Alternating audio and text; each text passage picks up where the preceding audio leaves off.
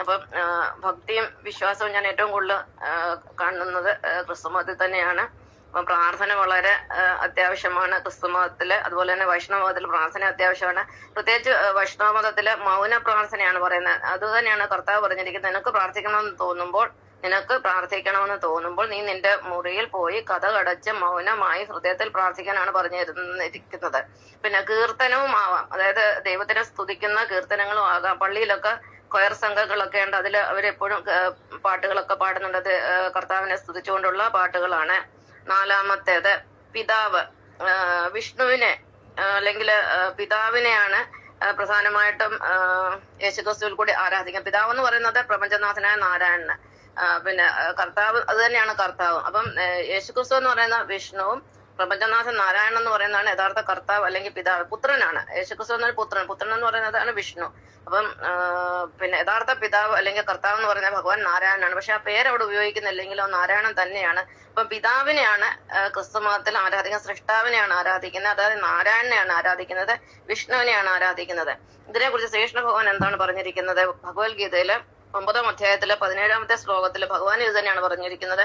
പിതാഹമസ്യ ജഗതോ മാതാ ധാതാ പിതാമഹ വേദ്യം പവിത്രം ഓങ്കാര ഋക് സാമ യജുരേവജ.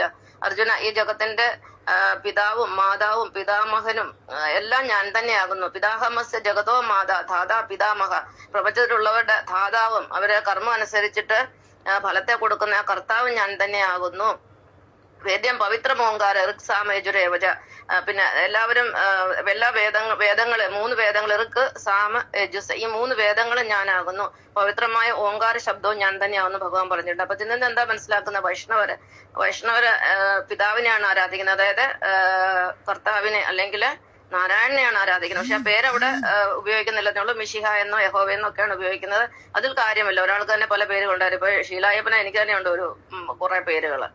അപ്പൊ അതിൽ കാര്യമില്ല. ഒരാള് തന്നെ പല പേരുകളിൽ അറിയപ്പെടും. അപ്പൊ ഞാൻ നാരായണൻ എന്ന് പറഞ്ഞാണ് എന്റെ അച്ഛന്റെ പേര് നാരായണൻ എന്നായതുകൊണ്ട്. അപ്പൊ 4-മത്തെ പിതാവിനെയാണ് ആരാധിക്കുന്നത്. പിതാവിൽ എത്തിച്ചേരാനാണ് ഓരോ ക്രിസ്ത്യാനിയും ശ്രമിക്കുന്നത്. ഇത് തന്നെയാണ് വൈഷ്ണവാരാധന.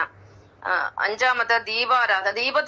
ദീപത്തെ ആരാധിക്കുന്നല്ല, ദീപം ആരാധനയ്ക്ക് ഉപയോഗിക്കുന്നുണ്ട്. അതായത് പിന്നെ വൈഷ്ണവര് കർപ്പൂരം കത്തിക്കുക അല്ലെങ്കിൽ നിലവിളക്ക് കൊളുത്തുക ഒക്കെ ചെയ്യുമ്പോൾ, പിന്നെ ക്രിസ്തു മതത്തില് പിന്നെ കുന്തിരിക്കം കത്തിക്കുന്നുണ്ട്, മെഴുകുതിരി കത്തിക്കുന്നുണ്ട്, പിന്നെ ക്രിസ്തുമസിന് പിന്നെ എന്താ പറയാ സ്റ്റാർ അല്ലെ നക്ഷത്രം ഇടുന്നുണ്ട്. എന്തായാലും ഇരുട്ടത്തിരിക്കുന്നവരല്ല ക്രിസ്ത്യാനികൾ. അവര് വെളിച്ചം എന്ന് പറഞ്ഞ അറിവാണ്, ജ്ഞാനമാണ്.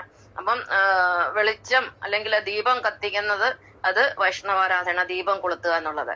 അത് ദീപം അണച്ചു കളയുക അല്ലെ ദീപം വേണ്ട എന്ന് പറയുന്നത് ശൈവാരാധനയാണ്. എന്താണ് ദേവന്മാർ ചെയ്യുന്നത്? എന്റെ നേരെ